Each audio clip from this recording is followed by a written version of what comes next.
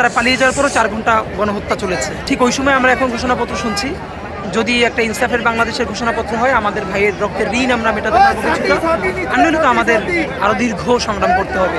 ফুলের মতো অন্তর একটা ভালোবাসা, মানে এই জিনিসটা আমার খুব বেশি, গোলাপ ফুলের থেকে তার গোলাপ একটু বেশি প্রিয়।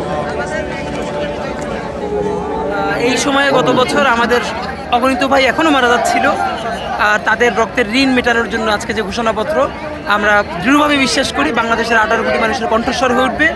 যদি এটা হয়, মানে ঘোষণাপত্র, ইনসাফের বাংলাদেশের ঘোষণাপত্র দেখে মরে যাচ্ছি, সম্ভবত এই জীবনে আমাদের আর খুব কিছু চাওয়ার নেই, মানে এটাই আমাদের মনে হয়, অনুভূতি নেই আসলে, আমরা ঘোষণাপত্র দেখছি। আচ্ছা, আজকের এই দিনটাকে কেন্দ্র করে আসলে কি বলবেন? গত বছর এই দিনটা আমরা ভয়াবহ হচ্ছে, গত বছর ঠিক এই সময়েও হাসিনার পুলিশ গুলি করে আসলে আমাদের ভাইকে হত্যা করেছে, অগণিত উত্তরায় হত্যা করেছে। তারা পালিয়ে যাওয়ার পরও 4 ঘন্টা গণহত্যা চলেছে।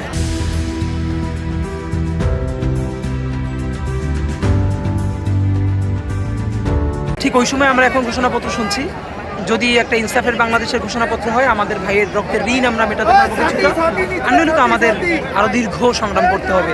আমরা প্রত্যাশা করছি আমরা একটা নতুন বাংলাদেশ গড়বার একটা ঘোষণাপত্র পাবো। 1 বছর পার হয়ে গেল, শেষ পর্যন্ত জুলাই ঘোষণাপত্র হচ্ছে, এটাই গুরুত্বপূর্ণ। দেরিতে হলেও হচ্ছে, এবং 36শে জুলাই হচ্ছে, এবং আপনারা জানেন যে আমরা জন্য জীবন কোরবান করার জন্য প্রস্তুত ছিলাম, যে হতে হবে, তো হচ্ছে। এই জন্য আসলে বলবার কিছু নাই, মানে এবং বৃষ্টিতে ভিজে সবাই মিলে দেখছি, আমার ভিতরে দাওয়াত ছিল, কিন্তু আমার মনে হয়েছে যে আমি আমার ভাইদের সাথে বৃষ্টিতে ভিজে দেখবার যে অনুভূতি, এটা ভিতরে বসে সম্ভব না পাওয়া, তো এই সুযোগটা মিস করতে চাচ্ছি।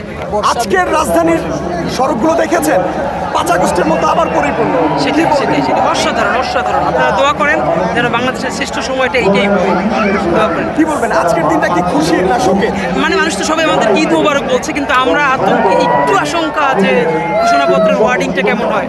যদি বাংলাদেশের মানুষের হয়ে যায়, তাহলে তার কিছু জীবনে চাওয়ার নাই, এটাই তো চাওয়া।